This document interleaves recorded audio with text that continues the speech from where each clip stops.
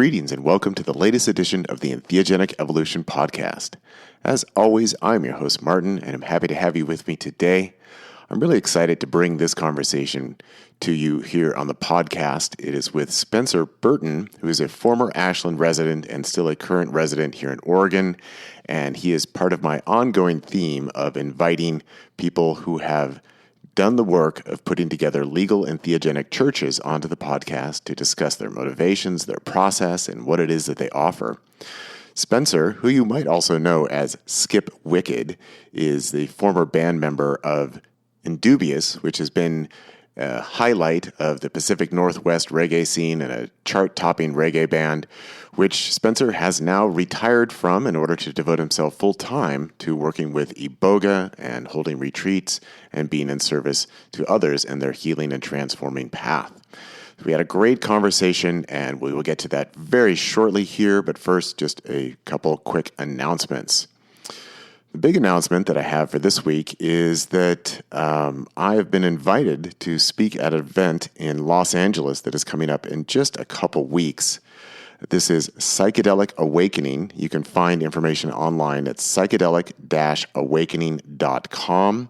And you may remember, if you're a regular listener to the podcast, several months ago, I had Paul Karasik on the show, and he invited me during the interview to come speak at his event, and I kind of hemmed and hawed a little bit about that because I always feel at this point that it is my duty to inform anyone who might ask me to participate in their event, see if they are aware of the smear campaign that was instigated against me by Symposia and kind of all the negative backlash that came from that and how I have been essentially blacklisted within the larger psychedelic community. So I brought all that to Paul and to his assistant, and they said, you know what, we'd still like to have you speak. So that's coming up on Saturday, October 5th, and Sunday, October 6th. I'm slated to speak at this event on Sunday, October 6th from 12 to 1 p.m. Originally, it was going to be with Stephen Kirby from the Unchurch and Mindscape Psychedelic Institute, but Kirby has had to change his plans and decline that he's not able to make it out to LA at that time. So it looks like it's just going to be me, but there's lots of other speakers, and encourage you to check it out. So psychedelic-awakening.com if you want more information.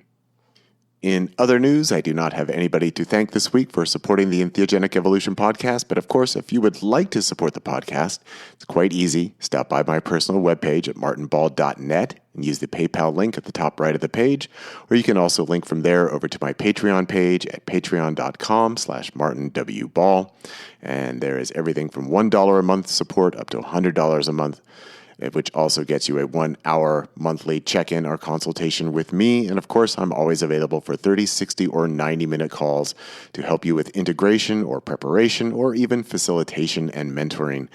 Just reach out to martinwball@gmail.com or stop by at www.nondualentheogenicintegration.com, and just want to let my listeners know that I am always open to speaking to anyone from any background, from anywhere in the world, any gender, any identity. It doesn't matter to me. I'm here to help you find what is most authentic and true for you, and always get to work with a really diverse clientele every week.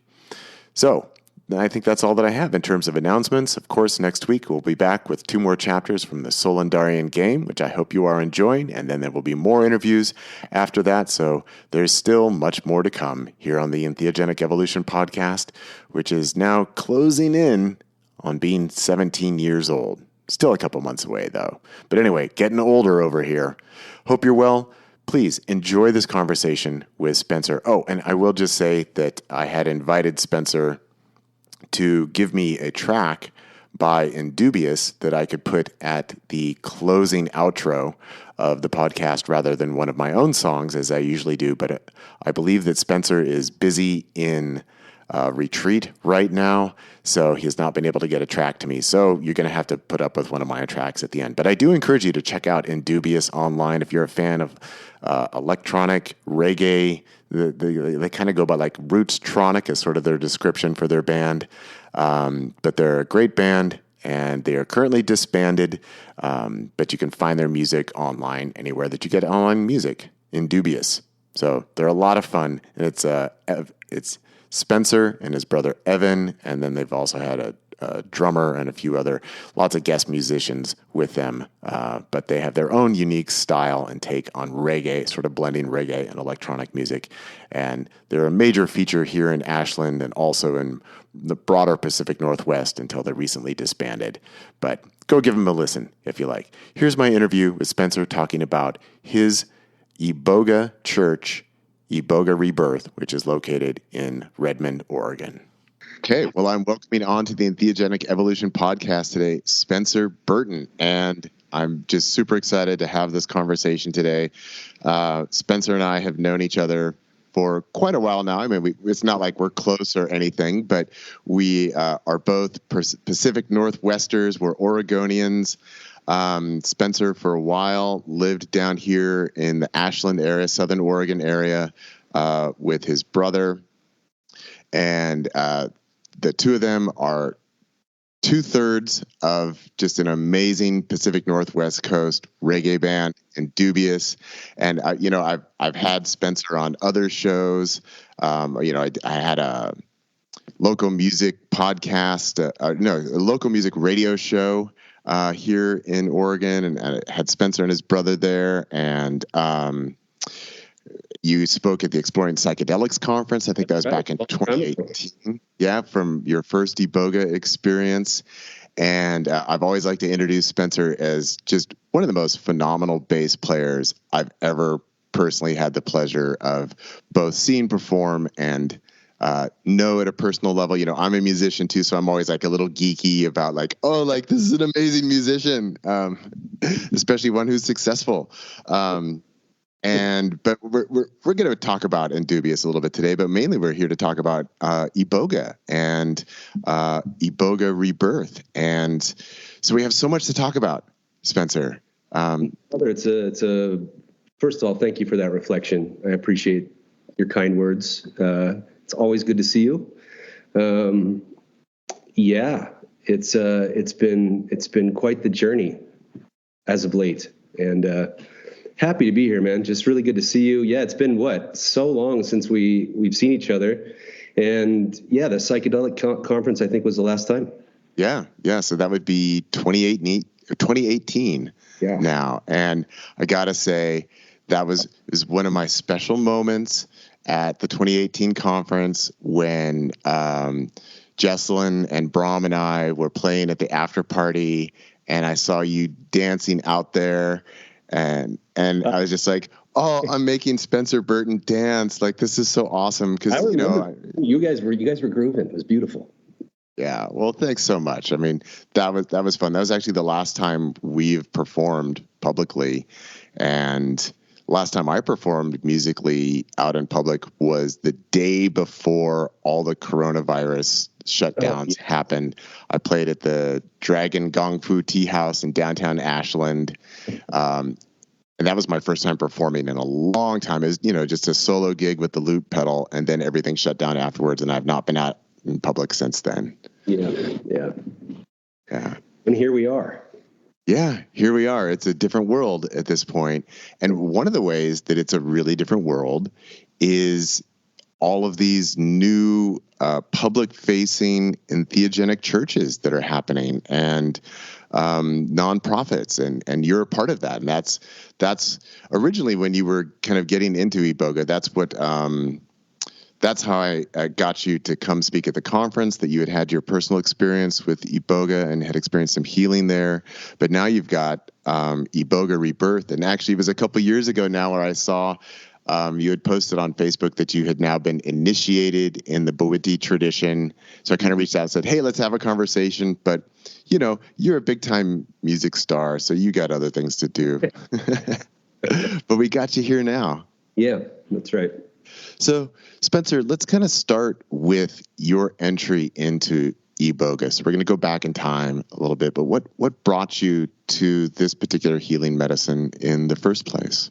Yeah, thank you. And I just wanted to really honor not only this moment, but just when two souls meet like this, I like to take a moment to really acknowledge one another and see the work that one another are doing on planet Earth. I mean, I think it's a really beautiful thing to be sharing what you're sharing in the world. And I want to express appreciation for what you do as well, because I heard a lot of that coming from you. And Martin, it's a long, winding story. And,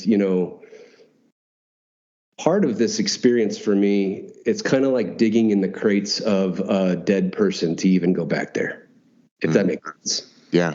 To go back to a person that I don't, in many ways, don't identify with anymore.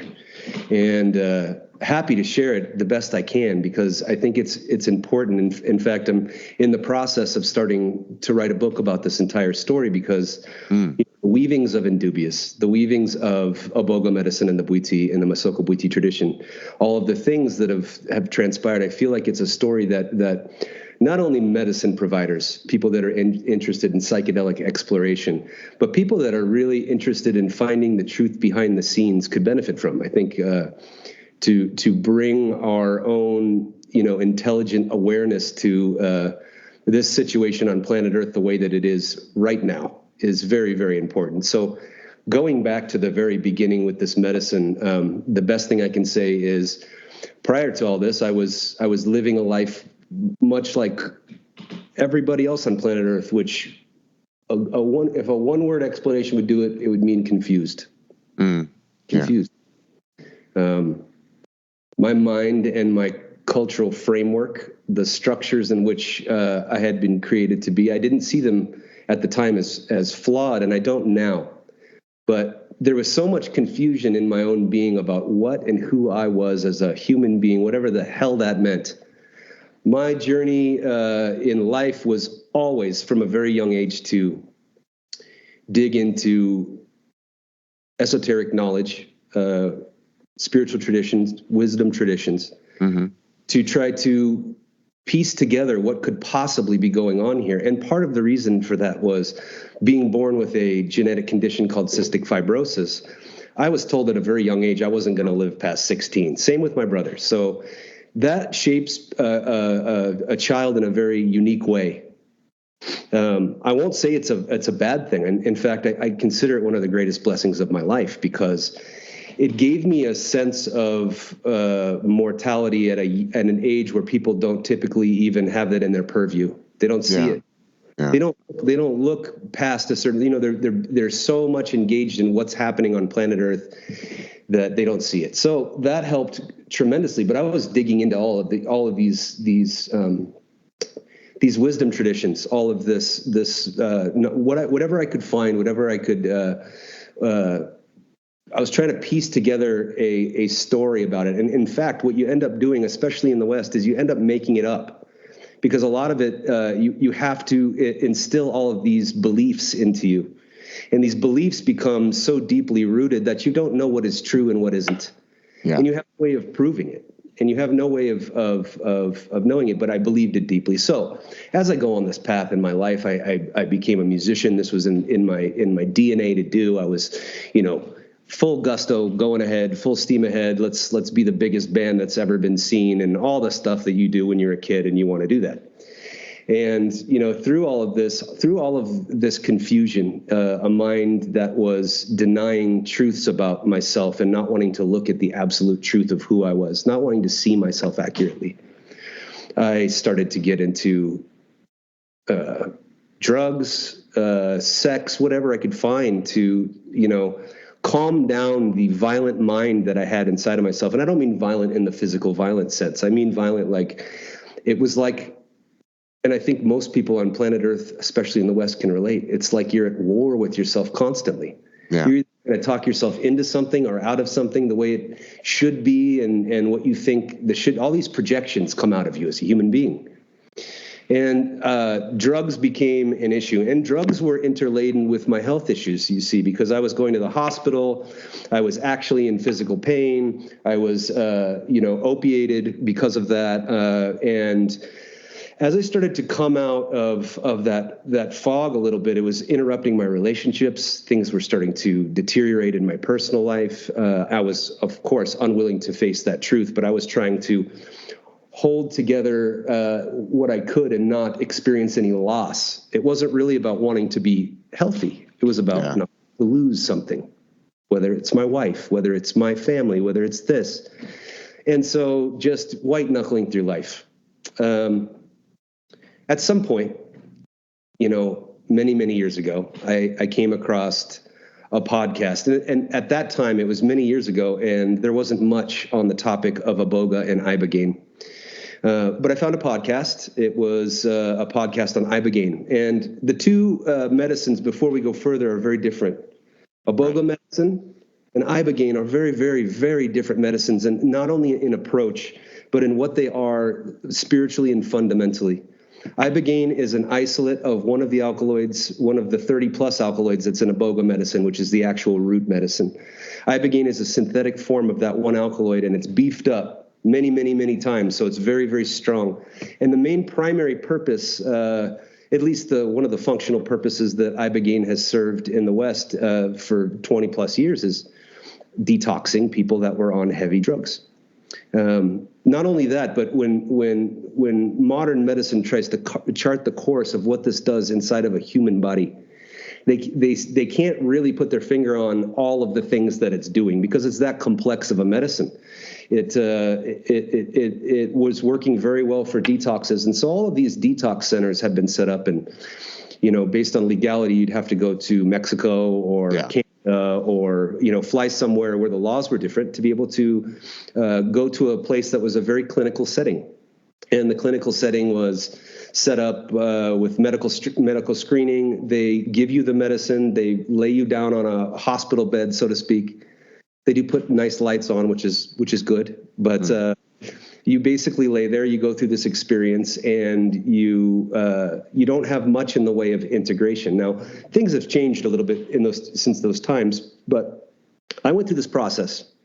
I flew down there. I spent a whole ton of money to be able to do this, and I went there with one purpose in mind. I got to get myself right. I got to get myself free of drugs and this abuse that I've been putting myself through. I couldn't do it on my own. So the beautiful thing about this medicine, the Ibogaine that I went to go do, is that it worked very well. It worked very well. But something started happening after that I didn't quite understand. First of all, my life fell apart. And my father died. My wife decided she was going to leave.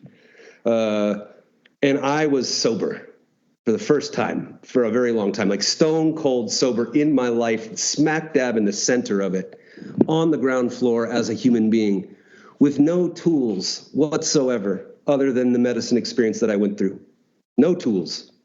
Just what I had learned through experiential learning through that experience. So I had a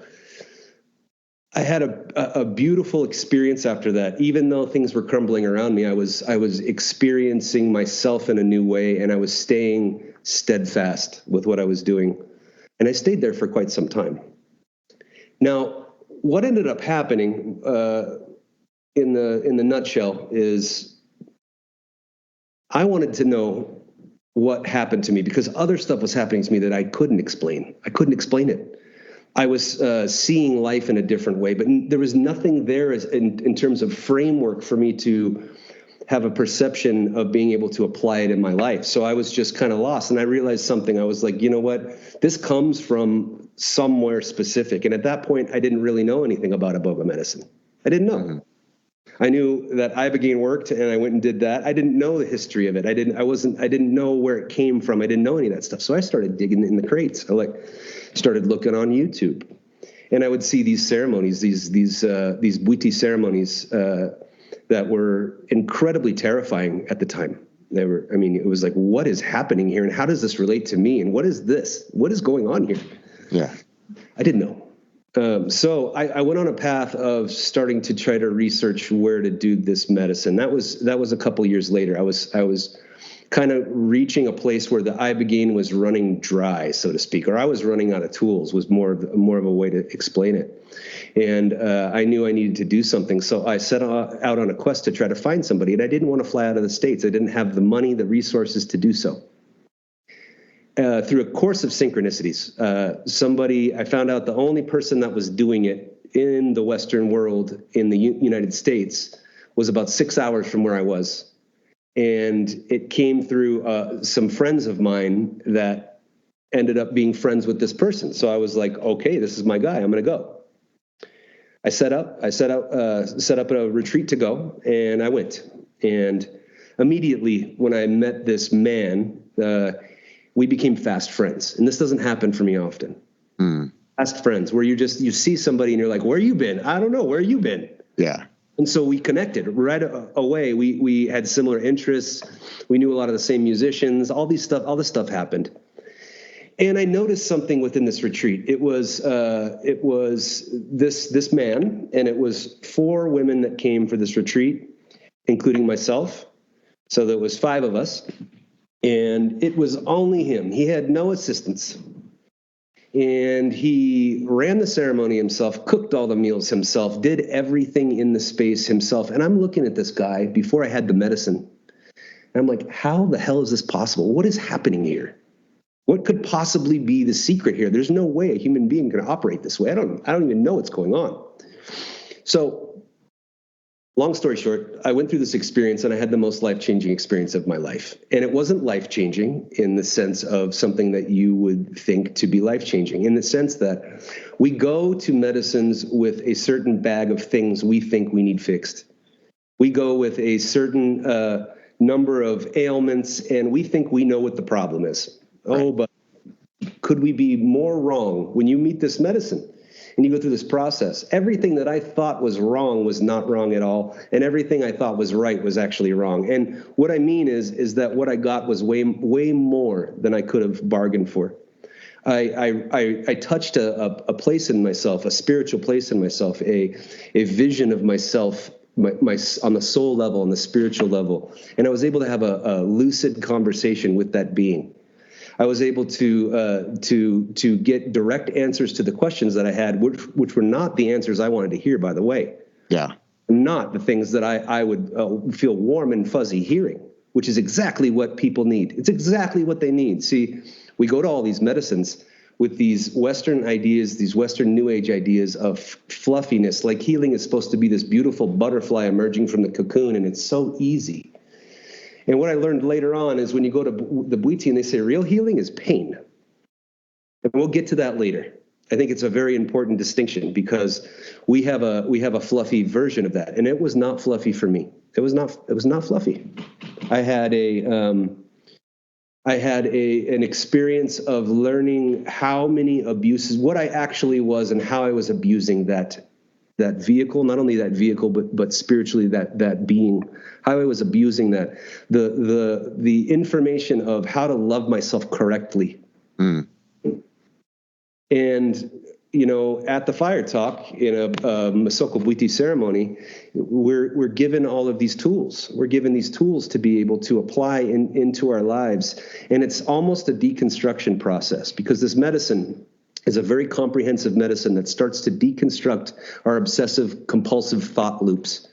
The loops that we carve deep grooves our whole life aren't actually who we are. They're actually just an illusion. They're just there tricking us all of the time into thinking we are this thing, to reacting to what we think the thing should be. All of these things start to come into play all of our lives, and then we wonder why we're miserable. So this process is a deconstruction. As you start to break these things down, the medicine starts to digest those things. And when they get digested, what I realized is that in Iboga, all that stuff got digested. But I didn't have any tools to be able to reprogram myself in a way that would create new patterns within the mind that were of utility, that had real utility in my life that would lead me forward. And so through the fire talk, where the Bwiti information is given over a slow period of time as people are ingesting the medicine, this stuff went into me and stuck so deeply. It stays there to this day. And the beautiful thing about it is when the pygmies, the Obongo pygmies, found this medicine, and the medicine found them, the medicine revealed itself as a very intelligent being. And of course, the people had questions about reality.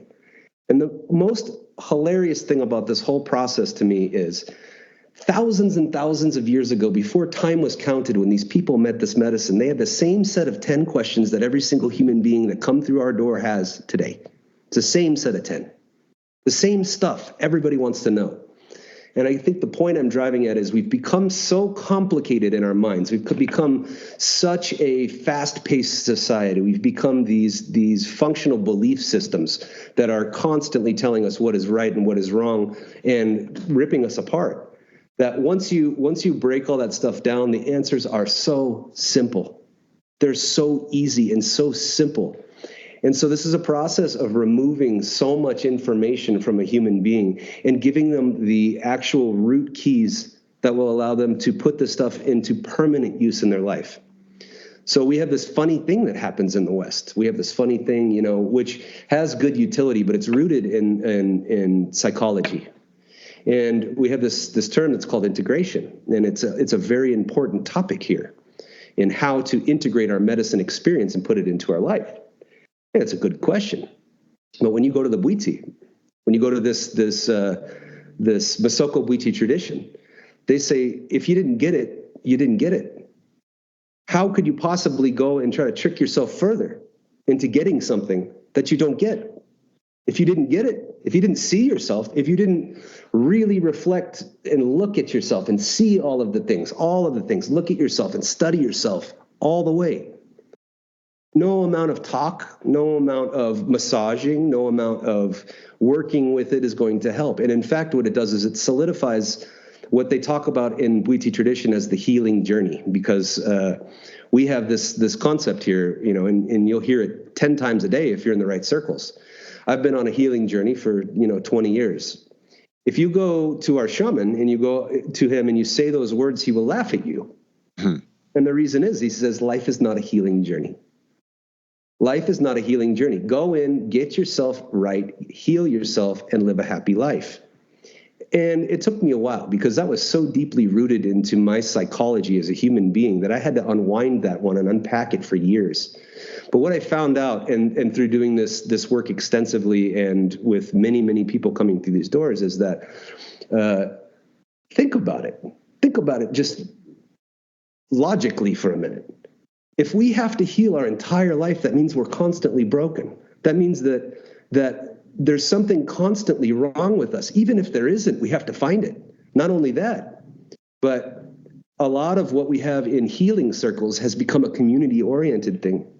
It's become something that people identify with their personalities. Right. Where they have to continue to do it in order to be a part of their community, because otherwise, how are they relevant? How do they fit in? If they come in and say, guys, I'm good. I'm done. I've done 100 ayahuasca ceremonies and I found it. People will go, yeah, but there's always more work to do, brother. There's always just, you got to keep work, And so the question comes down the pike. How long do we want to heal? How long is it that we want to constantly dig inside of an empty bucket to try to find something that isn't there? So this process is less about trying to swim through your mind to try to find things that are wrong with you, and more about seeing yourself accurately, because the things that are juxtaposed against your confusion are no longer there. There's nothing rubbing you. You see things in a clearer light because you understand how the mind works, how the soul works, all of these things that are taught in Masoko Bwiti tradition. When you learn that stuff and you get it into your soul once and for all, you're free. You don't have to continue to heal. Now, the spiritual path doesn't end. That's not the healing journey, though. The spiritual path is your life. Being a spiritual human being and being in the living moment. Always being in the living moment means you have to bring all of yourself to every moment in your life.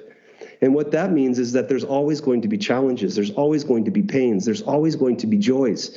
All of those things are going to be ever present in your life, no matter who you are on planet Earth. And so the spiritual path is a much different thing than the healing journey. But the two things over here in the West, they've gotten mixed together. Yeah. Deeply, that your spiritual path, you just constantly broken. And so a lot of the spiritual people that I know, the most spiritual, the ultra spiritual, if you will, they're the most unwilling to see the truth. the most unwilling to look at themselves in all accuracy and admit to themselves the places in which they deceive themselves on a daily basis. And this tradition, I know I'm going on a side tangent here. This tradition is really the root of self-honesty. It's how to see yourself accurately as it is, not as you want it to be, not as you think it should be, but as it is. To see yourself accurately and to love that, not to go somewhere else to try to find something. Because if I cut this piece out of me, then I'll be lovable, right? And so many of us, Martin, we deal with these excruciating levels of unself-worthiness that is just instilled into us and beaten into us in a sick society over and over and over again until we are just a shell of who we are without really knowing that it's right there with us the whole time.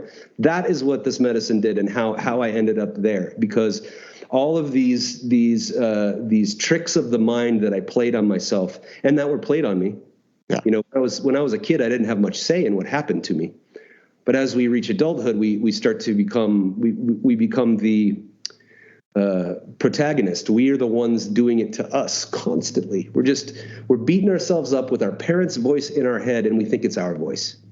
And so, long story short, this winding road led me to following this path to become a provider of this medicine and being able to help people realize who they are.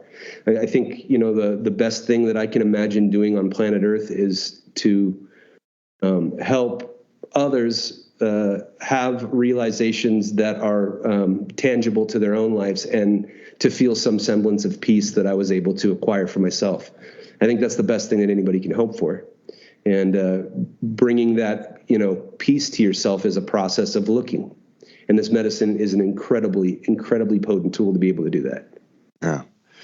Well, Spencer, there are so many things that came up with your sharing right there that we could have just extensive conversations about so many different topics that you just raised. There's a few things I want to circle back on and touch on a little bit more, but I just want to start by saying I really appreciate your ability to articulate this. And there's just so much of what you were just sharing right there that just really deeply resonated with the kind of sharings I try and make. So just really feeling a lot of, kindred bonding there over what you're saying and these ideas of ultimately it's the bullshit stories that we're telling ourselves and the way that we're blocking our own authenticity and our presence with who we are that prevent us from just unconditionally loving ourselves and being ourselves, that is the ultimate task. That is the quote unquote ultimate healing. And that is where liberation actually comes from. And it doesn't mean some rarefied transcendent state somewhere else. It means actually recognizing the truth of who we are,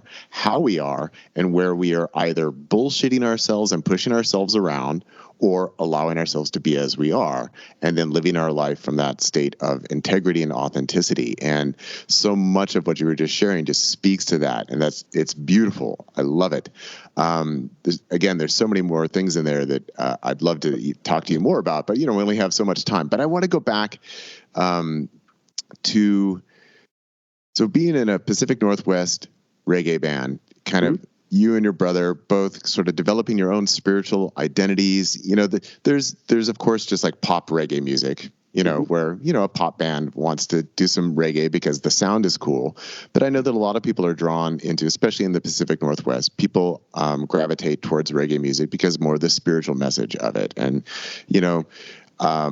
lots of people at least give nods to Rastafarianism, if not, outright saying, yeah, I'm a Rastafari or something like that. But, we've all heard Bob's message and we're like, yeah, dude knows what he's talking about. I'm in alignment with that. And so there's a strong appeal there. But it sounds like from what you're describing that and this has been a critique that I've kind of leveled against psychedelic culture in general and kind of new age culture that, really, we've got a lot of collections of beliefs that are being developed here. And then people tend to construct their identity around, these are my spiritual beliefs. And that I'm on my healing journey. It's like, it's just exhausting, Yeah. So Indubious was around before this transition in your own life with Iboga, and it really sounds like it's interesting that often the healing journey is presented as you say, sort of these warm, fluffy feelings like, well, when you have that healing experience, then like everything's going to fit in your life and you're just going to be manifesting all these beautiful things. But actually, sometimes healing is, I'm confronting the hard truth of my life and shit's falling apart. Look at that. And the relationships that I thought I could rely upon, I can't, because there's a truth here that needs to be communicated and embodied and understood. So I'm curious, with your own identity within Indubious and sort of some of the spiritual leanings that have been present within, the Northwest Coast reggae community, how did that play into that transition, or not, from sort of this previous identity into this new understanding of yourself and letting go of maybe some of the beliefs and some of the structures that you had in that constellation of creating your own sense of spirituality. I'm just curious if there's more you might want to share along those lines.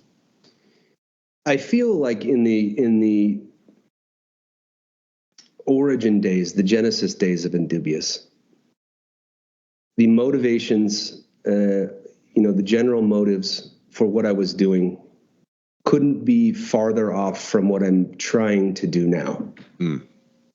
And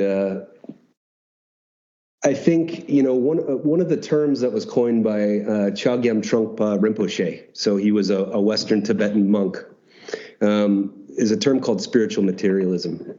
And I think it's relevant here because we have this idea of spirituality, which it's like, I'm not willing to look at myself accurately, but I want to project outward that I know what I'm doing, that I am enlightened, that I know all of these things, but I'm using it to benefit. I'm using spirituality to benefit the individual, as opposed to understanding that there is not really an individual. If you go down to the very fundamental level of things, that individual person that you're self-serving, this couldn't be farther from spirituality.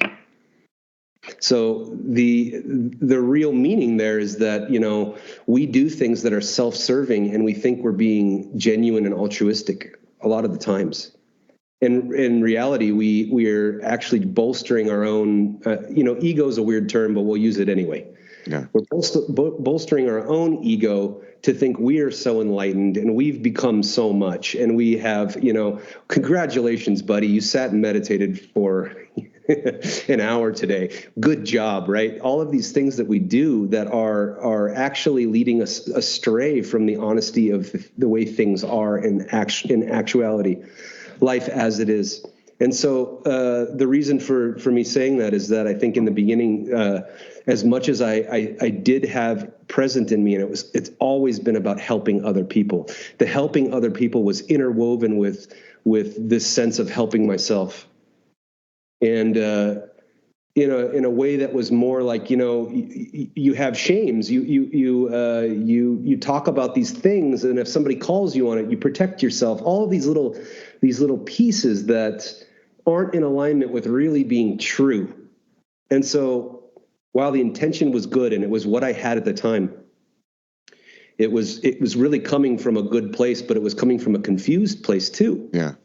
And so as I started to go through my own spiritual path, with this music, we're going back 20 years now, Indubious has been around a long time. I knew deep down that Indubious was a type of devotion. It was more than, we were not going to be mainstream. We were not going to be that. I knew that I could do that if I wanted to. I could go that route. And if it was about money, or if it was about fame, or if it was about success, or about any of those things, I could achieve those things. But for me, it's always been, or at least it turned into, a level of devotional music, which was trying to be as clear and to the point as I knew how to be at the time. Now, looking back, I don't feel like it was as clear and to the point as I could do now. Yeah. But It was what I had at the time. Yeah. And it was a spiritual path of its own, in its own right. It helped me to understand the pitfalls of life, going around and touring and trying to be sober and all these things that are incredibly difficult to do. And then all of the temptations and desires and all of these things that come along with that lifestyle and what you could be and what could you possibly get for yourself from all of this. All that stuff, you're at constant battle with those things. You're in constant battle with, I know I shouldn't be this way, and this is the way I want to be. See, we're doing the thing where we should be something we're not. Yeah. Instead of just being what we are, confused. Sometimes you're just confused, and it's okay to be confused. It's okay to not know. But when you think you're doing something that you're not really doing, that's when things get messy in your life. You think you're all about love and light, and in reality, you're angry inside. You think you want to be love and light. See, that's what we want to be. But are we? You know, it could be argued that at the deepest fundamental level you are. Yes, of course. But you in your human incarnation, how do you learn to be human? Right. To be really human and to see it all without recoiling from all of the pain and going towards all of the pleasure. How do you do that? And so Indubious has been a winding road of me learning me. It's the best way I can put it. It was me being as authentic and genuine about what was happening inside of myself as I knew how to be at the time. And I've always wanted it to be something that was deeply spiritual in the sense that it led people to themselves. I've always wanted that. Since I was a young man, I wanted that for people. But the thing was I didn't know how to do that for myself. So how the hell am I going to do that for other people? You know, right? I mean, how can an unhealed person heal somebody? I mean, we don't fundamentally really heal anybody anyway with what we do. But how can somebody lead somebody or teach somebody if they haven't conquered these things themselves? So part of Indubious was a process of me learning how to do that. Me learning how to access places in myself that didn't want to admit they were still hurt. Mm-hmm. Want to admit they were still divisive or, you know, all about trying to get something. I didn't want to admit those things. And I really wanted it to be the other way. And so I tried with all of my might to be able to give people the best of what I knew how to do at the time with my full heart. But sometimes your heart is still divided with your mind. And while that's happening, man, it gets messy. It gets messy. So now as we wind into these it went into the future and now it comes into the now. It's more about seeing things with accuracy and doing work that is tangible. So at this point, I don't care if I'm a janitor. I don't care if I'm an Iboga provider. I don't care if I'm the top musician in the world. All of those things are exactly equal to me. Because the truth about it all is that I have to be me no matter what I do. I have to be with me every day of my life. And I have the choice to either go in and see myself with accuracy and be where I am on planet Earth, be where I am in this incarnation, whatever that means, whether there's more or not, be right here with me. And that is something that is worthy of helping other people to achieve. And so regardless if it's music, regardless if you're selling cars, whatever it is that the listeners are doing with their lives right now, it's not about a matter of the substance of what you're doing. It's a matter of how you're doing it and how you're able to be you through that process. That is healing. We tell a story in our Fire Talk, and I'll tell it to you now because it's important. And it's a story about a young man who's a musician. This isn't me, by the way. This is a random story. So this little kid is playing guitar, and his favorite dude is Prince. All right. He's all he's doing is he's mimicking Prince's stuff. He's getting really good too. He can play the guitar. He's shredding now. He's like really good. He turns into a 13-year-old boy and he's just grooving. He can do Prince's entire show. Like, I mean, it's spot on. It's beautiful. Like he's Prince. Now, the truth about this kid is the best, if he keeps doing that, the best he can hope for in his life is to be a little less good than Prince.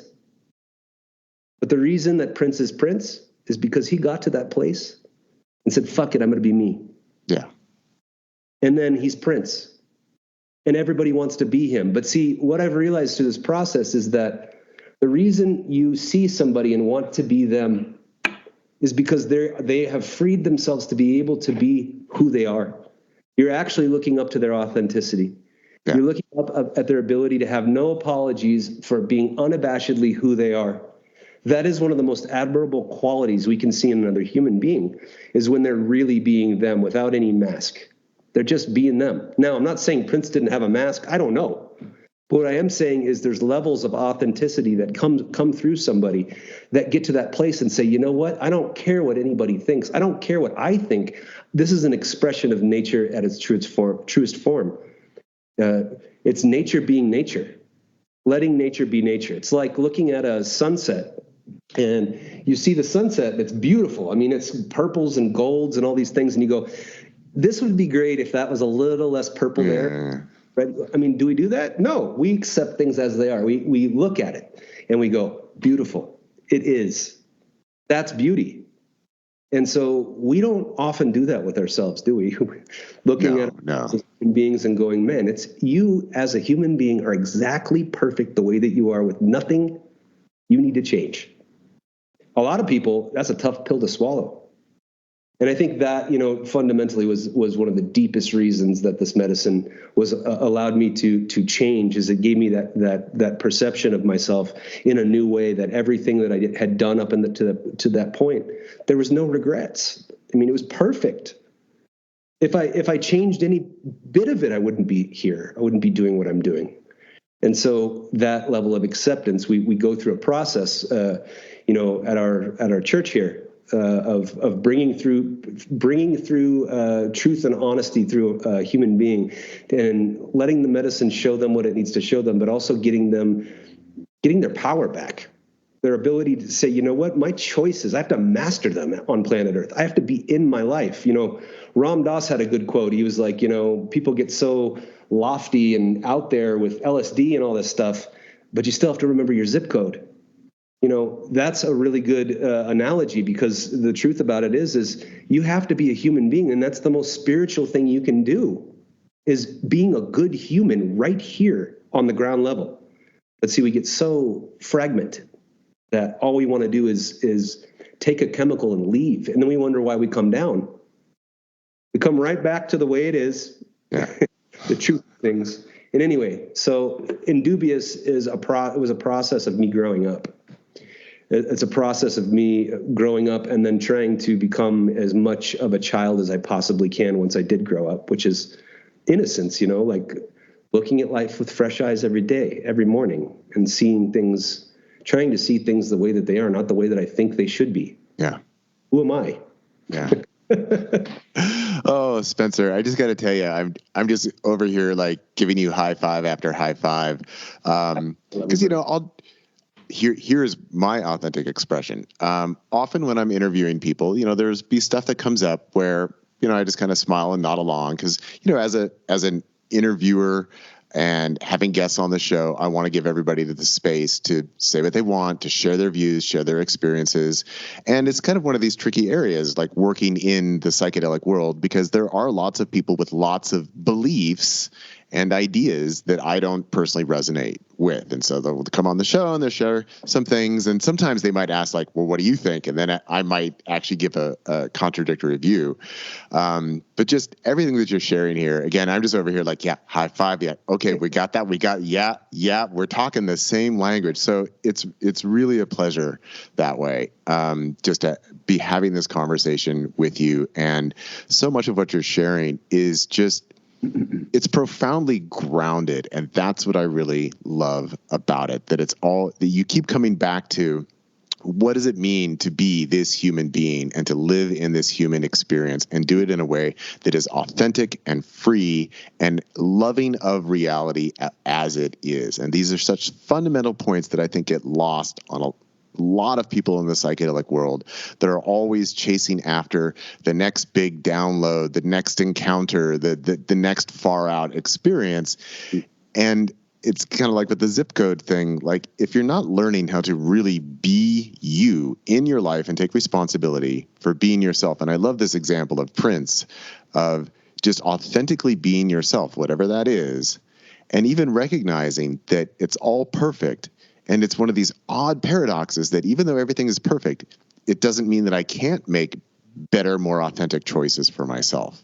Yeah. Right. So perfection can also be improved upon from this place of radical truth and self-honesty, and that reflection of, where am I hiding from myself? Where am I wearing a mask? Where am I performing according to any concept of whether I inherited that from my culture or my parents, or I just beat myself up that I've got to believe this crap. And so it's very refreshing to hear all of this from you. Just to make a quick recap for the audience, what it sounds to me that the big difference for you between the Ibogaine and then between the Ibogaine and really fully entering into the world of Iboga is that the Ibogaine was more of a clinical solution to addiction issues and drug issues and behavioral issues. But with that clinical approach, and this was before everyone was like integration, that this is actually very new within the psychedelic world, this emphasis on integration. So you got that powerful reset, and Ibogaine is very good for that. It's a very complex molecule, works on the brain in lots of really interesting ways. But it sounds like then in this meeting with Iboga, that this is where you started to learn the tools and the approach of, it's not just the experience, but how are we applying what we're getting into who we are as a human being, and looking at that as the spiritual path. So that's what was missing from the Ibogaine treatment. And this is where the deepest, most transformative work has happened for you. Would that be an accurate description? That's very, very, very accurate. It's one of the things that we're currently working on, actually, is to form alliances between certain Ibogaine clinics. Potential to have a conference with Gita here soon, which would allow us to be able to discuss the relationship between traditional Masoko Bwiti healings and how that could benefit people coming through the Ibogaine experience, which effectively would benefit not only their success rate, but it would help people to be able to realize something way deeper and fundamentally indigenous about what they're going through and the tangibility to the natural world. Because with Ibogaine, if you talk to the Bwitis, they will say that Ibogaine is spiritless. It has no spirit. There's no spirit whatsoever. It is a functional chemical inside the body, and it works. We're not taking away the efficacy here. It's a very effective molecule. It has its place, and so in no way do I want to make it sound like I'm bashing this particular molecule. I just think that they need to have a marriage within society now that is very important, because Iboga medicine is a spirit. It's a deeply intelligent spirit. It's a plant medicine. And, going back to what you said about me feeling grounded to you, how hilarious is planet Earth and nature in that this is a root medicine. I mean, literally, it roots you. It's considered to be the root of reality and brings you into your life as the most fundamentally spiritual thing you can do. That is what it's good for. And so having the application of Ibogaine is very effective for detox. But having Masoko Bwiti teachings involved with Ibogaine as well as traditional healings, that is what I'd like to see going forward. The marriage of those two worlds, and it's already begun in some instances. But what we really need is people that are indigenously initiated, indigenously trained, extensively trained within Bwiti tradition, to be able to offer real spirit guidance for people going through these things, because we are a complex organism as a human being. There's many facets to a human. You're not just a physical thing, as you know. And the physical part of it is one dimension. The spiritual dimension is a completely different thing. Those two need to be healed simultaneously in order to have something that is lasting, to have real change within a human being. It's very, very important. Now, there's been plenty of successes with Ibogaine where, they got what they came for. Sometimes just removing the drug and getting somebody clean and having the strength and power to move forward and stay clean is all they needed. I mean, sometimes that gives somebody all that they need as a human being. They all the realizations will come because they go back to their real life and they see things. Now, the truth about it is if we utilize going forward into the near future, we utilize the ability for Masoko trained providers to be, influencing Ibogaine clinics and vice versa, where we can learn from one another, where the industry starts to, share information and want to, really not look at so much how much money are we making. It's how effective are we at what we do? How effective are we at doing these things? It can only benefit to add the indigenous tradition to this. And so the two medicines they're so different. I mean, through my own experience, they're completely different animals. They when somebody comes to us, they say, hey, I want to come and do Ibogaine. We hear it all the time because on the internet, these things are combined and mixed, because when somebody is talking about Iboga medicine, sometimes they talk about it with its primary psychoactive alkaloid. And so you'll hear Ibogaine. People don't know. We're educating people constantly on this experience, on what it is, what they can expect and not expect, and what they're actually trying to do. Is it the medicine for you? That's the question. And are we the providers for you? Are we the people that will be able to lead you through this very intimate moment? I mean, it's like childbirth, going through an experience. A week with us is like childbirth. In Bwiti tradition, they say it quite frankly. They say, in order to get healed with this medicine, you have to kill your old self. Mm-hmm. And they mean it. They don't mean, you have to die as a human being. That means that all of the things within the human being that are not provable need to die.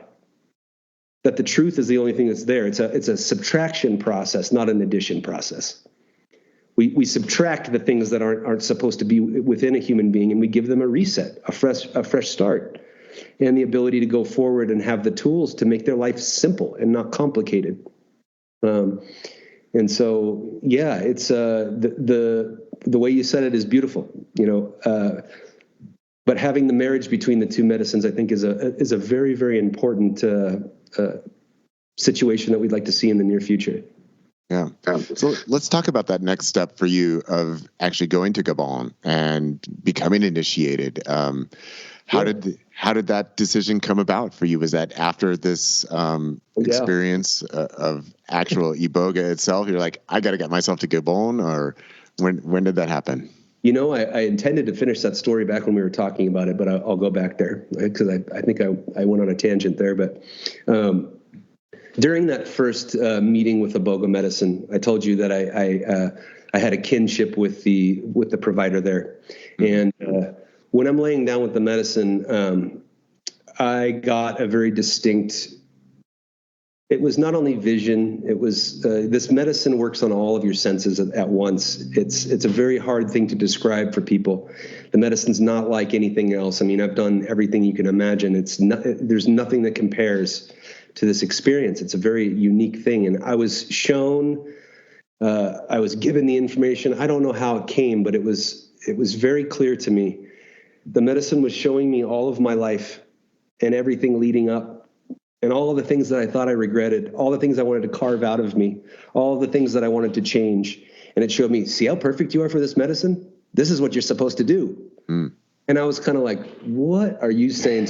It was this heavy trip on me, right? And I'm going, I have the career of my dreams. I have no time for, how would I do this? And so at the time I just tabled it. I was like, it was like putting a monkey wrench in the gears. It was short circuiting my system. I couldn't think about it. So I went through the process. And at the end of the experience, when I was about to leave, I went to the provider and I said, buddy, I need to come and help you. And he looked at me and was like, okay, buddy, why don't you go home and get some sleep? And we'll talk later, You hear that a lot as a provider, by the way. So, I was persistent and I was persistent and I was persistent. And so eventually I started assisting this particular person and learned the intricacies of what he was doing. And it just became so well rooted within my soul that I knew okay, now's the time. And through just a strange happening, I lost a place to live in my life, and I knew it was time. So I sent a message out. We went back and forth. I set myself up and got my plane ticket, did all the things I needed to do, and I went out into the jungle in Gabon for a few months to be able to learn. And really, it was kind of like it was just all written almost in some weird way. It was like it all came naturally. It was super easy to make it happen. And then once I got to the village, man, it was a completely different beast. I got annihilated there.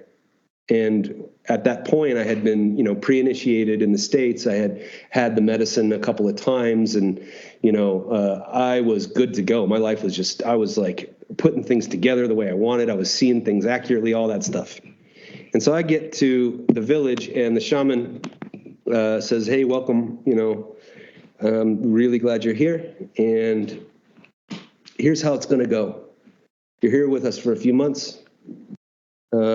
Before we can train you to do anything, or even decide if we can train you, you need to be completely healed. And so we don't know if that's going to happen. I don't know if it'll ever happen.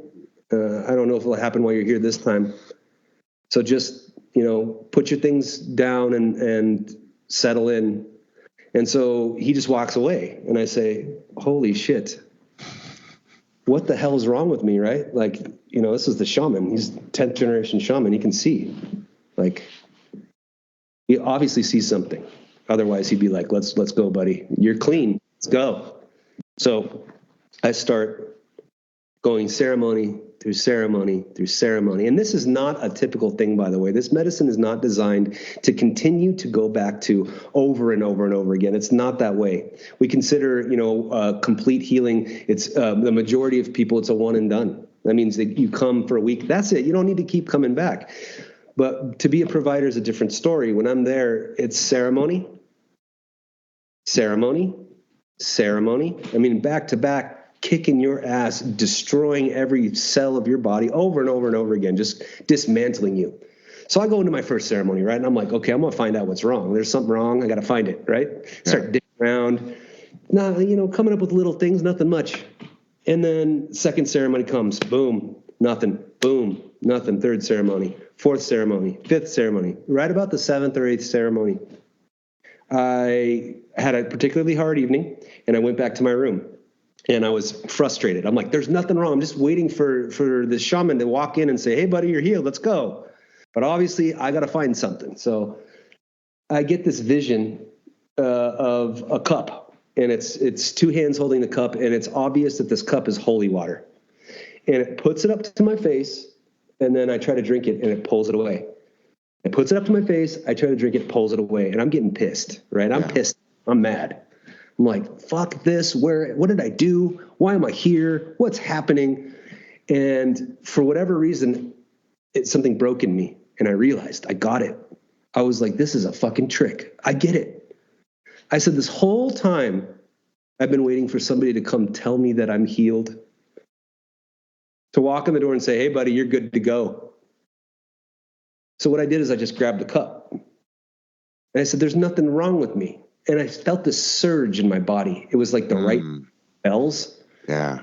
Ding, ding, ding, ding, ding, ding. And I shit you not, the next morning, okay, this is the most hilarious thing. I walk out and I go into the class, which is inside of the temple, and I sit down.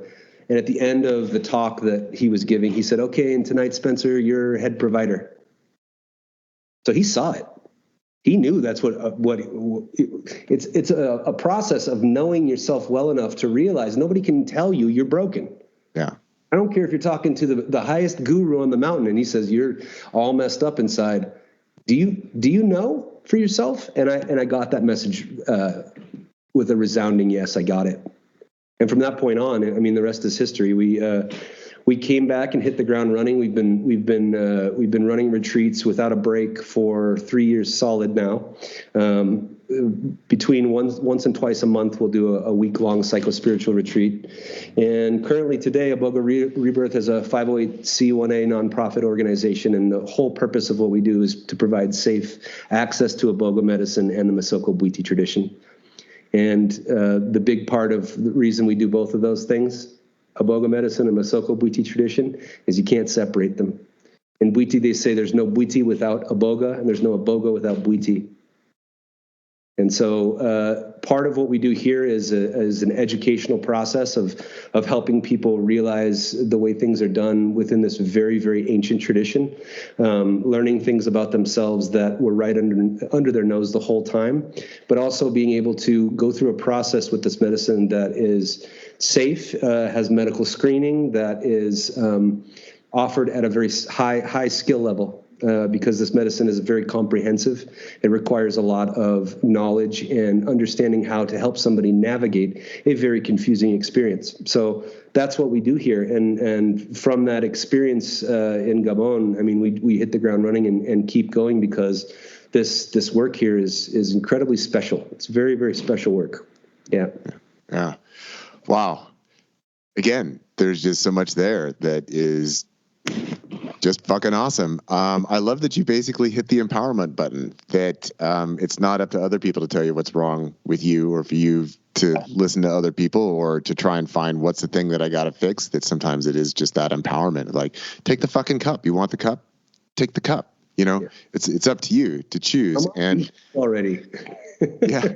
And I mean, that is such a common theme. Well, I should say the opposite of that is such a common theme of like, well, where's the next therapist who can tell me what's wrong with me? What's the next workshop I can go to? What's the next empowerment I can receive? What's the next medicine I can take? Who's the next guru I can listen to? What's the next book that I can read? What's the next podcast I can listen to that's going to help me figure out what's wrong with me so I can fix the thing that's wrong so that finally I can be the person that I've actually always been, you know? So I love that empowerment element of your story there, and that it's such a fundamental part of this Bwiti tradition that is this, the deconstruction. That's not pleasant. I mean, it's not fun to go through a deconstruction. It's not fun to have to face the hard truths about ourselves.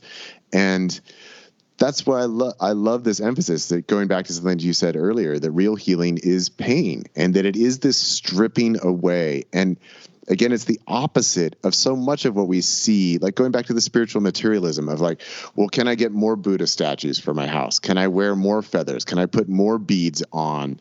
Can I have all the right books on my bookshelf? You know, that grasping for what's outside to indicate that, oh, now I'm a quote light worker, you know, whatever, that to create the image of ourselves of who it is that we think we should be in order to serve the good is actually more just reinforcing of the false stories of the self that we're telling ourselves. And that, again, that embodied, present, authentic human experience is just so, it's fantastic. I'm so glad we're having this conversation. I'm so glad you agreed to be on the podcast so I could hear all of this from you.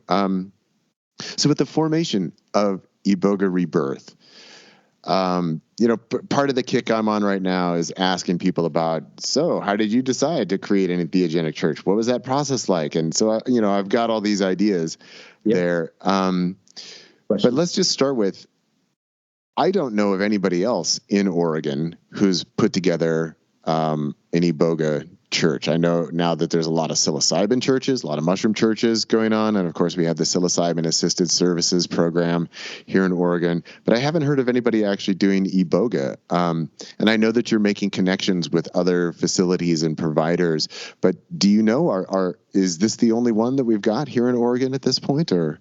Yes, this is the only 508c1a nonprofit organization serving Iboga medicine in Oregon. There are a couple on the West Coast, but in terms of people doing it with any consistency, from what we see, you know, we have very, very few in the entire country.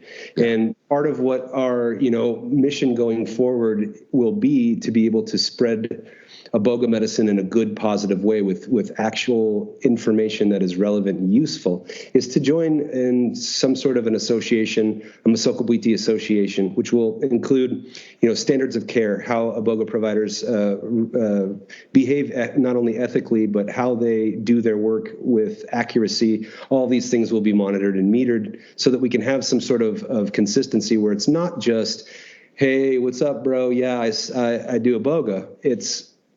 It requires a delicacy and a ferocity for the truth.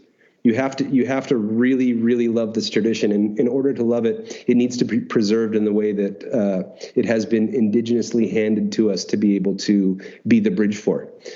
As it comes west and as this medicine starts to spread, it starts to be very hard to get accurate information on this medicine and how it works, and get a proper healing and have people doing it from a seat of integrity.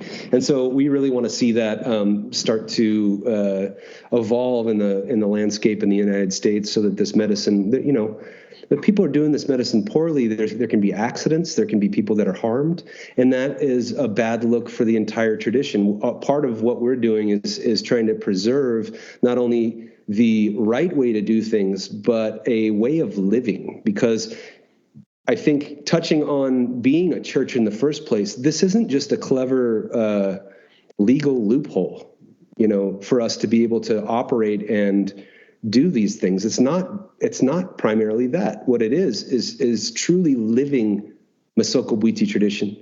It's about being it, because the actual shelter that's set up, the reason that we have this, especially in this country, is so that people can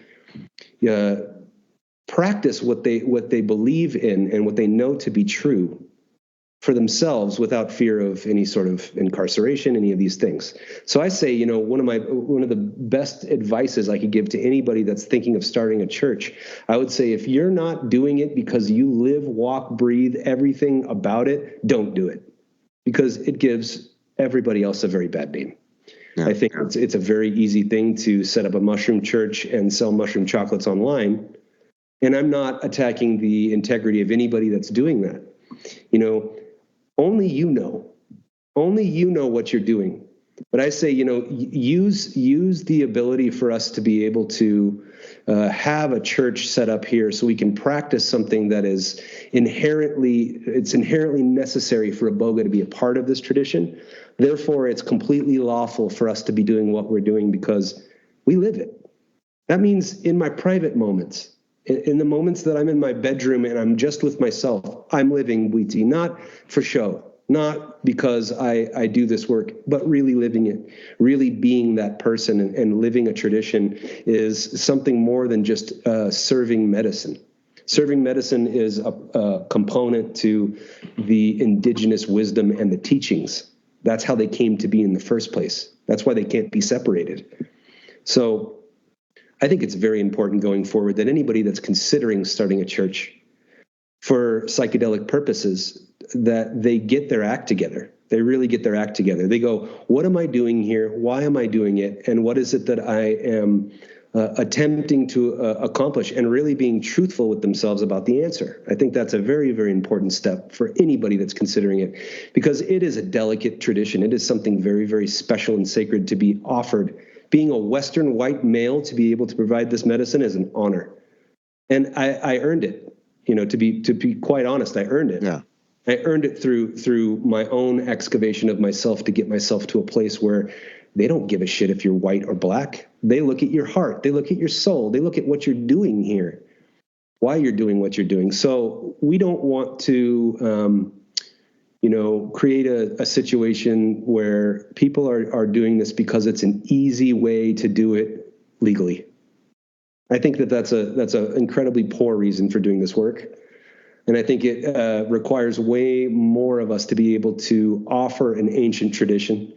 It also requires training. It requires people that know what they're doing and know where the medicine comes from and know the people that found this medicine first. or whatever medicine you're using. I think that's a very, very important thing, important distinction. And there's many schools of thought on it. There's plenty of people that disagree with that approach. But for me and my own integrity as a human being, that's something that I require of myself. And I think people going forward, if they would check in with those parts of themselves, form a church, but mean it. Yeah. Mean it. We are on the verge of creating a number of community events for 2025 that will be surrounding, extended learning with the tradition, and being able to have a real functional church that has, application in our real functional lives. Because when people get done taking medicine, and this medicine is great to get done taking medicine, when you get done taking medicine and you get back into your life, you're going to realize that, it's good to be around people that have done the same. It's good to be around people that were able to go, I see it. I see my life. I'm in my life and I love my life. I love myself and I trust myself. Oh man, trusting yourself, man, is such a big part of this. Yeah. And so going through all of those things and watching the terrain of the political terrain and everything that's happening, in this country, it's very important that anybody considering going forward with churches are in great alignment with the tradition and the medicine that they're providing. So for you in creating Iboga Rebirth, was that just a natural outgrowth of having gone through this training in Gabon? It was like, okay, if I'm going to bring it back to the States, this is the way I'm going to do it? Or did that come a little bit later? Was it a suggestion that somebody made? Or just when and where did you decide, okay, this is the avenue through which I'm going to establish this in Oregon, is by putting together a church and kind of making that leap? Well, so interesting question. So when I went to Gabon, I went with the primary decision that I really wanted to be able to be given the honor to provide this medicine. That's why I went. That was my intention. And I went through the process and passed and was allowed to do so.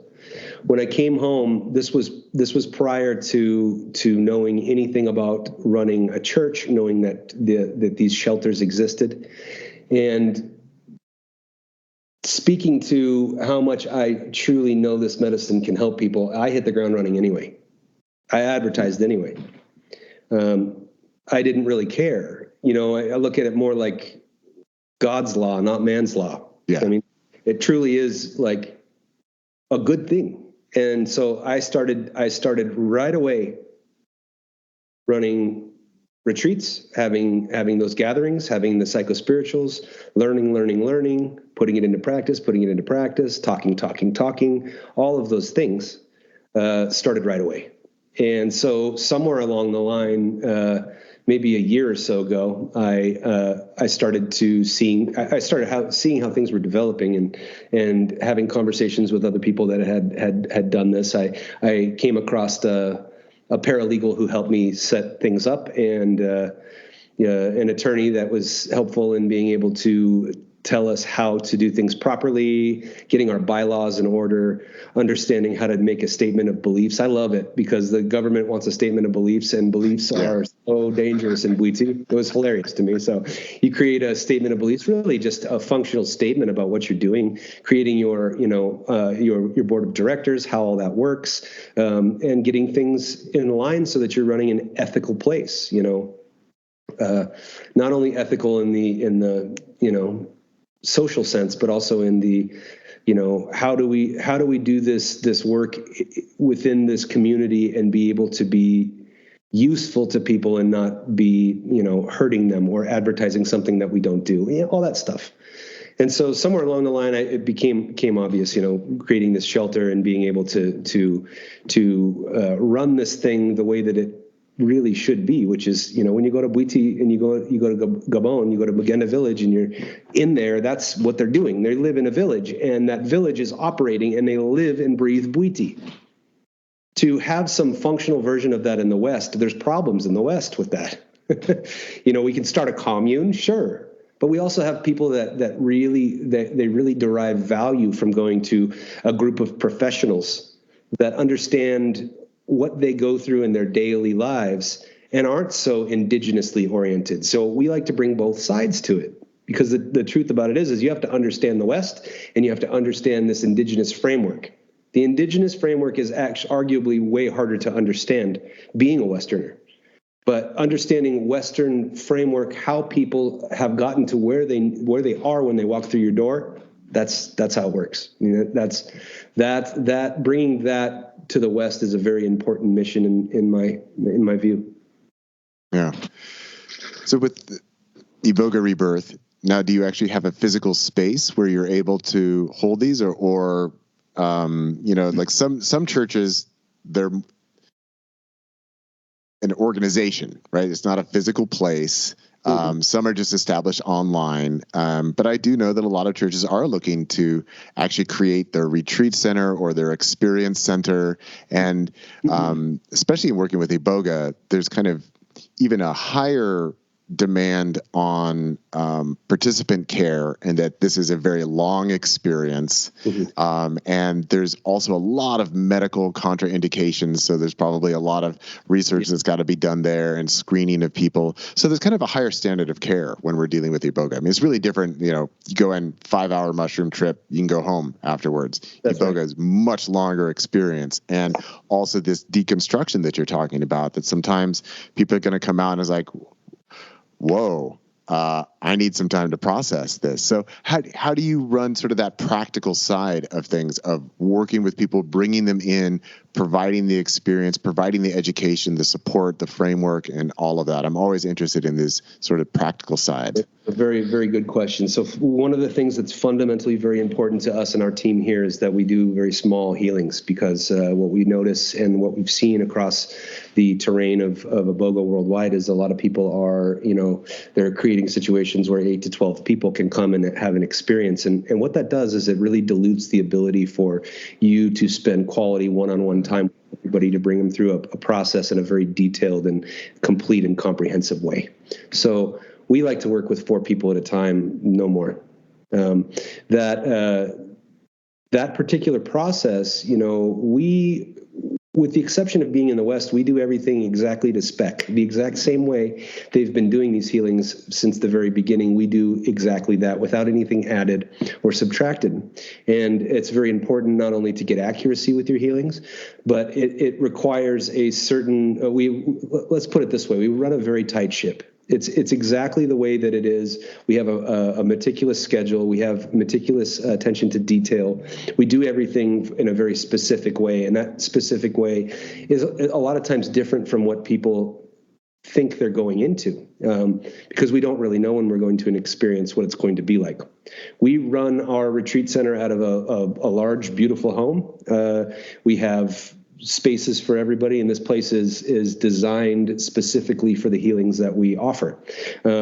We would probably look to expand in the future to something that was, a little more retreat center oriented. But the funny thing about this medicine is it's not really necessary. It's more for show on the outside. If people go like, oh, it's a beautiful retreat center, all these things, like, oh, it's on the beach and all this stuff, are they really going to heal? That's question that we have. We keep things very bare boned. It's very, very comfortable, very clean. We cook amazing meals here. We have a really great week, and the schedule is, very tight. It's very, very clear what we're supposed to be doing. Everybody's getting a lot of communication through the week and all that stuff. So, where we're at with 4 people at a retreat, it's absolutely perfect. It's designed. The space is designed exactly for it. This medicine will put you on your back for a very, very long time, in the sense that once you have the medicine, it's a long ride. We do two ceremonies within a week at a psychospiritual, and these are 24-hour experiences where people are going to want to be laying down. And so, a lot of the time, the week is eaten up by that process, which is actually being with the medicine. Yeah. So in general, it sounds like it's about a week format to bring people in, get 2 experiences with the medicine, have time to integrate, have time to have that sense of community right? Being able to talk with other people who are going through the experience as well. And that seems like that's a good time frame then, like the week long. Yeah. So it's a week long. Sometimes they go a little bit longer depending on where people are at. But a week is a general rough estimate of time for a retreat. And yes, walking through the week, we have arrival day. We have a very comprehensive orientation. Much of the things we're talking about here are gone over at length. We discuss the week. We discuss expectations. We discuss health, safety concerns. We discuss what we do here. All those things go over that the first night. Everybody has a real comfortable idea of what they can expect and what they can't expect. And so, communication, I think, is our strong point here. Being able to be with people, having personal check-ins with everybody that come through our door to really get to the nitty-gritty about why they think they're there and what they're going through, and helping people work through that process of going all the way to the other side the whole entire week. And so, yeah, it's a very, very interesting and natural process. It has a flow to it. Yeah. So let's go back to music for a moment.